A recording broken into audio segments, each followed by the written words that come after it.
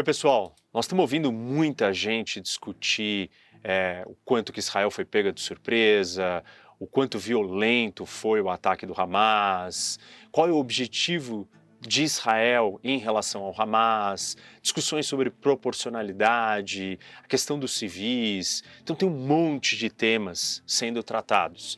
Mas eu quero falar hoje de um outro tema que é de extrema importância e que, claro, não está sendo falado ainda, não está sendo discutido, porque ele diz respeito ao futuro, mas é um futuro que mexe com o presente e ele tem que ser trazido, que é o que vai acontecer com Gaza se o Hamas for derrubado. E essa pergunta ela é importante simplesmente porque Israel tem deixado muito claro que o seu objetivo é derrubar o Hamas, tirar o Hamas do poder em Gaza. Isso é um objetivo diferente, é uma novidade. Israel tem convivido com o Hamas porque sabe da dificuldade de uma operação dessa natureza, de tirar o Hamas do poder, só que agora é impossível, dado o que aconteceu, a violência e a ameaça que o Hamas representa para a população de Israel. Israel está decidida que vai tirar o Hamas dali. E aí nós temos várias declarações, ministro da Defesa, primeiro-ministro, o ministro das Relações Exteriores disse que Gaza não pode continuar com o Hamas no poder, que Israel não vai tolerar e não vai aceitar. Israel está lidando, formulando, refletindo, digerindo quais são os planos para lidar uma guerra dessa natureza, um conflito urbano, denso, contra uma organização terrorista suicida, que tem reféns israelenses e 2 milhões de civis palestinos de refém. Então, assim, Israel está preocupada nesse momento, lidando com a questão da sua operação militar, da invasão e de retirar o Hamas. Mas tem um outro tema que está ligado com a conversa de hoje, do vídeo de hoje, que é esse. Qual é o plano de Israel para depois que o Hamas não estiver lá? Então eu vou apresentar para vocês 4 possíveis cenários de uma realidade de Gaza sem o Hamas. Vocês vão ver que não é nada fácil. Pessoal, deixa eu fazer uma pausa aqui no vídeo para falar do nosso parceiro, a Insider, que está sempre aqui com a gente, e, obviamente, dos produtos da Insider, O mais conhecido deles é a Tech T-Shirt, que é essa camiseta que eu estou usando aqui, super confortável, leve, tradicional, assim, uma coisa básica que dá para você usar em qualquer situação, desamassa no corpo. Eu estou aqui no site e tem uma novidade importante que vocês têm que aproveitar. A Insider adiantou o Black Friday e vai fazer o Early November, ou seja, você vai conseguir comprar com descontos agora. Essa é a melhor época para você comprar, porque os descontos podem chegar até 40%. Você usa o cupom do professor Rock, que é o Rock BF de Black Friday. Então, dá uma olhada no site, tem bastante coisa e aproveita essa promoção, porque os descontos são realmente altos, podem chegar a 40%. Não se esqueçam, Rock BF. Vamos voltar para o vídeo. Então vamos para a primeira opção. E aí Israel derrubou o Hamas, venceu. Israel é obrigado a se ver numa situação sem saída que tem que ocupar e governar Gaza. O que seria isso? Israel se torna autoridade dentro desse território com os palestinos. Vai ter que cuidar, talvez, de serviços básicos, vai ter que policiar. Só que imagina que depois de uma guerra dessa, vai estar lidando com os palestinos reconhecendo ou enxergando Israel mais do que nunca como inimigos. Não seria uma tarefa fácil, os confrontos vão ser constantes contra a população e contra os soldados israelenses. Fora o custo da legitimidade de Israel, o custo político, os choques diários para gerenciar uma operação dessa. Vale lembrar que Israel ocupou Gaza de 1967 a 2005 e era muito difícil, muito complicado. Também nesse período nós tivemos assentamentos de judeus israelenses que foram morar em Gaza. E aí, em 2005, o Sharon, primeiro-ministro de Israel, retira as tropas israelenses de Gaza. Unilateralmente, recolhe todos os judeus dali à força, tira eles das suas casas, derrubam as casas e entrega isso para os palestinos. Durante muito tempo, a maior parte dos israelenses entenderam que esse foi um movimento acertado, que o custo político, o custo militar, o custo social, o custo da legitimidade de Israel de estar ali ocupando e governando esse território era muito alto, então não valia a pena. Mas sempre uma parcela pequena da população de Israel, aqueles mais religiosos ou mais extremistas, acreditavam que aquele território, com uma ligação bíblica antiga a Israel, deveria continuar nas mãos de Israel.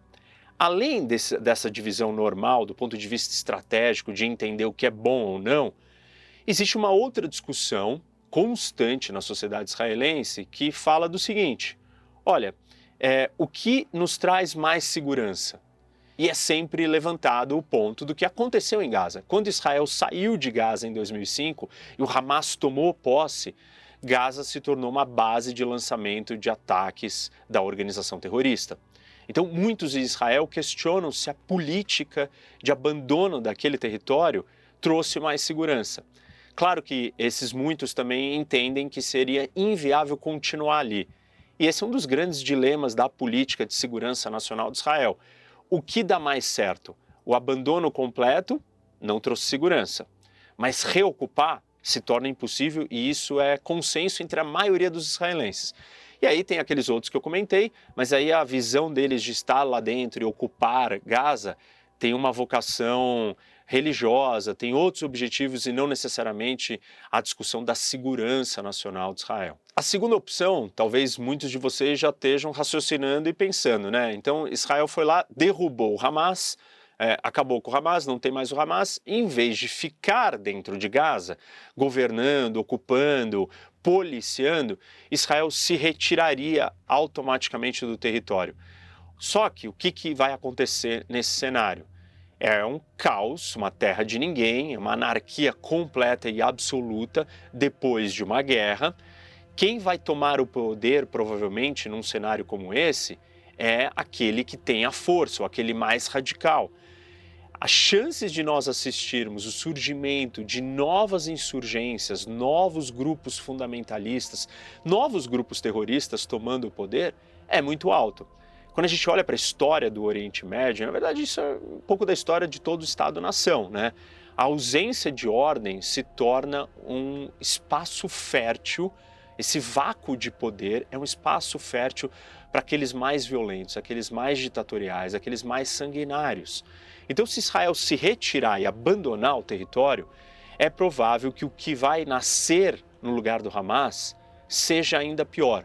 Por quê? Está tudo destruído, é um pós-guerra, o apelo político de vingança e de violência vai ser maior e quem trouxer esse discurso e estiver preparado para usar a força para dominar o poder e dominar a população local, provavelmente vai ganhar.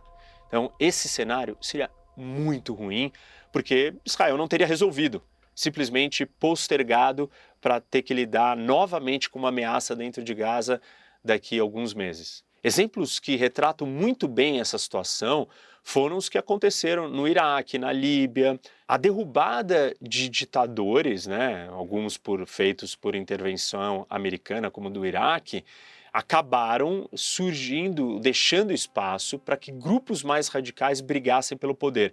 E somente aqueles mais violentos de todos os que conseguiram sobreviver e dominarem o poder.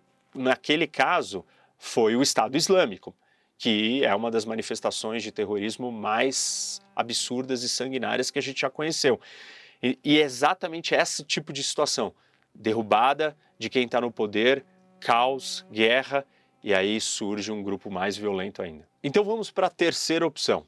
Israel derrubou o Hamas, e aí tem um período de transição, de normalização, de adequação do que está acontecendo, e aí quem assume o governo, quem passa a controlar a faixa de Gaza seria a autoridade palestina, que já controla a Cisjordânia, que é o outro território palestino.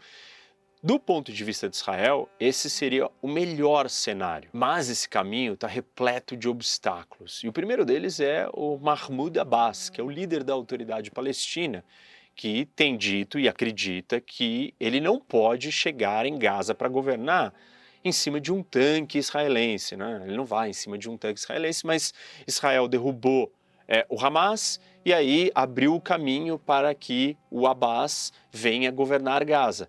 Isso tira a legitimidade dele. Ele não quer fazer isso, ele não quer ser percebido pelos palestinos de Gaza como alguém que foi colocado lá graças a uma ação israelense de uma guerra, de uma luta. Então ele não vê que ele vai ter legitimidade se ele fizer isso. E mesmo que isso não fosse um problema, o Abbas ele tem uma relação com Gaza diferente, por exemplo, do Arafat. O Arafat ele chegou a morar em Gaza, ele tinha uma afeição pelo território. Já o Abbas, ele acha Gaza um lugar hostil. E vale lembrar que quando o Hamas toma Gaza, ele persegue e mata todos os membros do Fatah, que é o grupo do Abbas. Então, assim, a relação dele, a percepção de que Gaza não é um lugar aberto, que vai recebê-lo de braços abertos, não é um lugar fácil. Então, mesmo que não tivesse o problema da legitimidade com os israelenses, ele teria dúvidas. Vamos ali para o mapa que eu vou mostrar para vocês questões mais detalhadas desses obstáculos desse terceiro cenário. Uma coisa que certamente aconteceria é que Gaza seria hostil a qualquer força policial palestina, no caso que nós estamos falando aqui, uma força policial palestina enviada da Cisjordânia pela autoridade palestina para governar, patrulhar, trazer segurança e ordem para Gaza. A realidade de Gaza é tão violenta que, assim, a polícia não conseguiria funcionar. Só para vocês terem uma ideia, por que isso é tão real, Gaza é muito mais violento do que a Cisjordânia. E essas áreas aqui mais escuras, né, elas são controladas pela autoridade palestina, controladas do ponto de vista de segurança e do ponto de vista da administração civil, né, de governo. E aqui são por volta, né, nessas áreas que é responsabilidade da autoridade palestina, tem por volta de 60 mil policiais ou membros do governo que são responsáveis pela segurança. Para vocês terem uma ideia, cidades como Jenin, Nablus, a autoridade palestina não consegue dar conta e ela não tem que fazer esse controle do território inteiro da Cisjordânia, só nessas áreas, de novo, que estão mais escuras aqui no mapa. E ela não consegue patrulhar essa região e esses locais, essas cidades em especial, com medo de ataques. Então, ou seja, não é um lugar amistoso e calmo e pacificado. É um lugar com bastante violência que nem mesmo a autoridade palestina consegue trazer ordem. Imagina se ela tivesse que, além de administrar tudo isso daqui que ela já não dá conta, ela tivesse que vir para Gaza. Repito, né, já comentei isso para vocês, mas o Hamas expulsou a autoridade palestina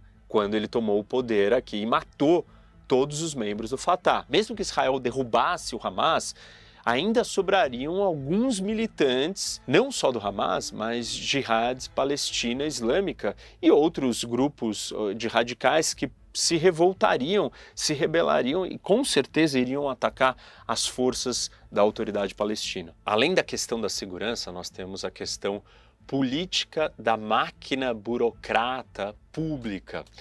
Quando o Hamas assumiu Gaza, a autoridade palestina mandou aqueles que eles pagavam a conta, eles da autoridade palestina, a ficarem em casa e não trabalharem mais para o governo do Hamas, porque o governo do Hamas tinha derrubado, matado, perseguido todos aqueles que eram da autoridade palestina. E aí o Hamas foi em busca, então, de contratar novos servidores e criou uma força burocrata de 40 mil pessoas que trabalham, administram ali a faixa de Gaza.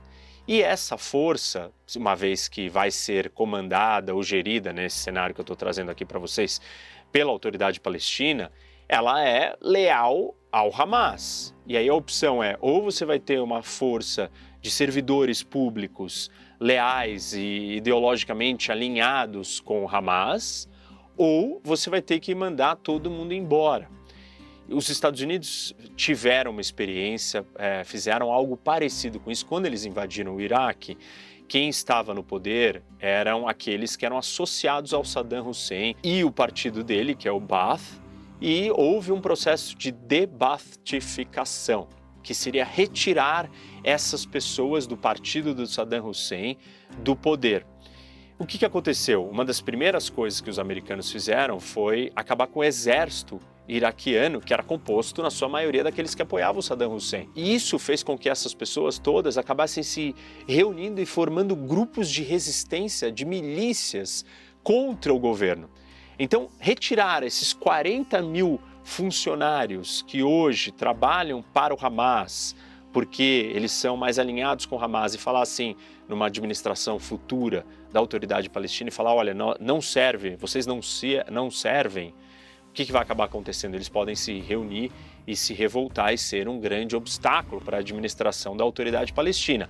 Ou você vai ter que administrar Gaza com essas pessoas que não necessariamente vão ser leais a esse novo governo. Então vamos para a quarta opção, quarto cenário. A quarta opção seria uma espécie de administração alternativa, onde Israel, o Egito se juntam, encontram figuras, pessoas notáveis, pessoas de destaque, nativos de Gaza, que não estão em Gaza, estão em outros lugares e são trazidos numa espécie de uma administração temporária com o apoio de todos esses envolvidos. Israel já teve uma experiência com isso, já confiou nesse tipo de arranjo, de um período que foi de 1967 até o começo da década de 90, onde ali você não tinha ainda a autoridade palestina assumindo funções de administração civil dentro da Cisjordânia. Antes você tinha então esses arranjos com algumas figuras importantes. Houve discussões para tentar recrutar Mohamed Dahlan, ele é um ex-chefe de segurança da autoridade palestina, ele é originário de Gaza, mas ele tem vivido nos últimos anos em Abu Dhabi, no Emirados Árabes Unidos. E ele entrou em choque com a autoridade palestina em 2016 e acabou sendo condenado por um tribunal palestino por corrupção. Mas o problema é que existe uma tensão entre ele e os habitantes de Gaza, porque quando o Hamas entrou em choque com a autoridade palestina, quem comandou essa luta, esse confronto armado contra o Hamas em 2007 foi ele. E óbvio que então tem um sentimento ruim. Mesmo se esse sentimento seja superado, a gente não sabe se ele gostaria dessa missão, Ser o governante, substituir o Hamas em Gaza e governar Gaza. O caso do Dahlan, ele só retrata uma coisa que está evidente nos inúmeros exemplos que eu estou trazendo aqui, que é os palestinos estão há 2 décadas divididos. Não é só Israel que está dividida, polarizada como democracia. Os palestinos estão muito divididos e faz muito mais tempo do que os israelenses. E a divisão deles não é uma divisão democrática de polarização, é uma divisão de morte, perseguição, um matar o outro. Isso não é simples de ser resolvido. Aliás, esse é um dos grandes obstáculos para um acordo de paz e para o surgimento de um Estado palestino. Como é que vai surgir um Estado palestino se metade dos palestinos estão representados por um grupo, querem uma coisa, e a outra parte quer outra coisa, está representada por outro grupo? Nós temos assistido encontros periódicos a cada 2 anos, de tempos em tempos, membros do Hamas e da autoridade palestina, eles se encontram. E aí todo mundo acha que então vai sair uma conciliação e na verdade não acontece nada porque nenhum dos lados está disposto a ceder. Então os palestinos estão divididos, essa é uma realidade e esse é um obstáculo não só para a questão de Gaza, mas é um obstáculo para a paz. Quem se beneficia com isso, de uma certa forma, ganhou espaço e até fomentou isso, é o Netanyahu, porque ele entende que a divisão dos palestinos é um grande obstáculo para a paz, e aí ele não tem que lidar com o processo de paz, e ele não tem que, por exemplo, reprimir ou se livrar da sua coalizão, daqueles mais radicais que querem continuar expandindo o território israelense e tem outras posições rígidas que são impossíveis ou que atrapalham uma negociação para a paz. Aqui tem um ponto importante para eu lembrar vocês, pessoal. Tanto o Hamas como a autoridade palestina, ou o Fatah, que representa a autoridade palestina, ou que é o partido por trás da Autoridade Palestina, são formas de governo, são autoridades, são estruturas políticas autoritárias de um partido único. Não estão dispostos a dividir o poder com outras facções, com outros grupos políticos. E eles não fazem eleição desde 2006, e nenhum dos dois, tanto o Hamas em Gaza quanto a Autoridade Palestina na Cisjordânia. Em 2021, para vocês terem uma ideia, o Nizar Banat, que era um crítico feroz do Abbas, ele foi morto, espancado pela polícia palestina em Hebron, porque ele era um crítico e um opositor do Abbas. Então percebe que os métodos autoritários eles estão presentes dentro da estrutura política palestina. E do mesmo jeito, aqueles também que se opõem, isso eu acho que já está óbvio, mas aqueles que se opõem ao Hamas em Gaza também são perseguidos e assassinados. Então, os palestinos eles não conseguem alternativas políticas porque os seus grupos políticos eles são autoritários e controladores absolutos do processo político. Mas essa, então, seria a quarta opção, né? Que é a chegada de uma nova liderança palestina ajudada por outros. E aí isso nos traz a dois elementos ou dois fatores importantes que têm que ser considerados aqui. O primeiro deles é o papel dos países árabes nessa transição. Em conversas privadas nas últimas semanas, vários países árabes cogitaram e aventaram a possibilidade de uma operação de paz para governar Gaza, uma vez que o Hamas não esteja ali. Mas nenhum desses países árabes se voluntariou para enviar soldados ou para participar disso ativamente. Os países árabes até podem estar dispostos a pagar uma conta para a reconstrução depois da guerra em 2014 do Hamas com Israel.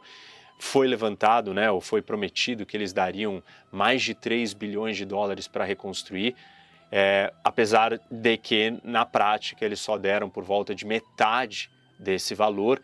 Mas dessa vez nós estaríamos falando de um valor muito maior. Mas até que dar o dinheiro parece mais fácil do que se envolver realmente numa missão de paz, nas questões políticas. E aí a gente pode olhar para alguns deles, por exemplo, o Egito, que a distância desse problema, vide a maneira como ele tem lidado com os apelos da comunidade internacional para abrir a sua fronteira para lidar com refugiados, e vide o que ele mantém a sua fronteira com Gaza fechada. Os próprios palestinos de Gaza não vão receber o Egito com bons olhos, já tem um problema com o Egito. E vale lembrar, o Egito controlou Gaza de 1948 até 67.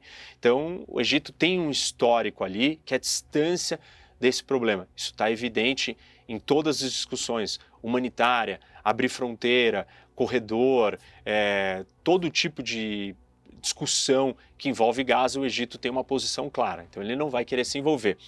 Os Emirados Árabes falam que eles não vão fazer nada sozinho e até também não têm a capacidade de fazer isso sozinho. A Arábia Saudita provavelmente seguiria o mesmo caminho. Jordânia, Síria, nem estão na história, porque assim, não tem capacidade, a Síria não tem capacidade, a Jordânia tem uma grande população de palestinos e lidar com este problema seria algo desestabilizador, no mínimo, para o seu país. E aí, talvez um país que possa querer ajudar seria o Catar, mas aí Israel não aceitaria o Catar participando disso, porque o Catar tem sido o interlocutor, o elo do Hamas com o mundo. E Israel, durante algum tempo, permitiu que o Catar pagasse o funcionalismo público, a máquina pública dentro de Gaza, para que os serviços funcionassem, como uma forma de que o Hamas se tornasse um grupo mais normal, ou cuidasse da política local. E no final, com esse ataque, ficou claro que essa relação do Catar com o Hamas não ajudou e Israel não confiaria que o Catar tivesse um papel ativo dentro dessa história. Pode ser uma solução, mas na prática os países árabes não vão querer se envolver, até porque, dado tudo que pode estar acontecendo ali, para eles é mais fácil a distância e apontar o dedo e falar assim, não, Israel é que causou isso politicamente, internamente, para a sua população.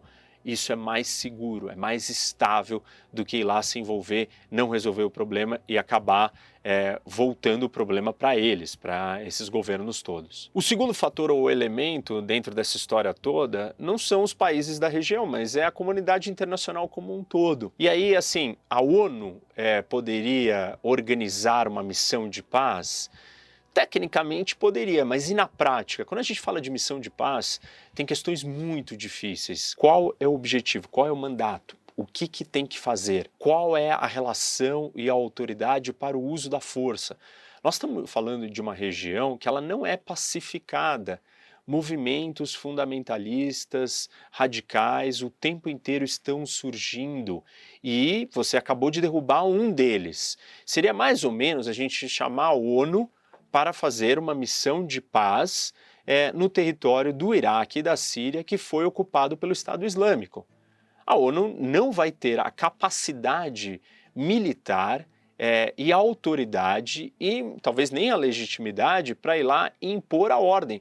Impor a ordem num cenário como esse significa você partir para o uso da força. A ONU foge dessas situações, porque ela tem que usar a força e ela não tem essa autoridade para usar a força dentro de outro lugar. Quando ela está operando numa missão de paz, ela está muito mais para separar dois lados. Operações que você tem uma missão para governar um país inteiro são muito complicadas. Vide o exemplo do Haiti. Pacificar o país, governar, trazer ordem e segurança. Normalmente estamos falando de forças militares que vão para pacificar, só que parte desse trabalho não é um trabalho militar de lidar com o inimigo, e sim de policiar. Tem vários obstáculos. E aí tem a questão política. A China e a Rússia vão autorizar uma operação dessa? Não vão vetar?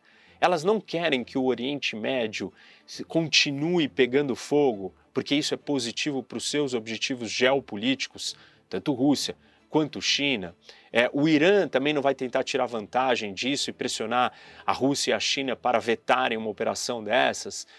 Enfim, não me parece que se nem os países árabes estão dispostos a agir, eles vão ser os mais prejudicados e são vizinhos imediatos lidando com o problema, imagina como que o resto do mundo vai se envolver nessa história, quantos interesses e questões políticas vão travar que isso aconteça.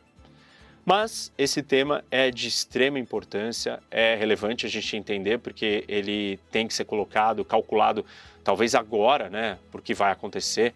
O presidente americano, o Biden, está preocupado, talvez mais até com isso do que a operação israelense de derrubar o Hamas.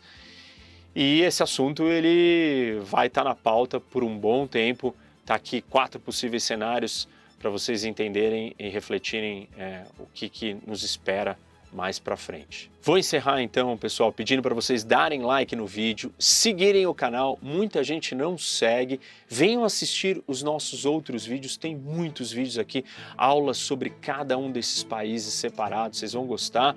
Ativa o sininho e o mais importante, compartilhem com seus amigos.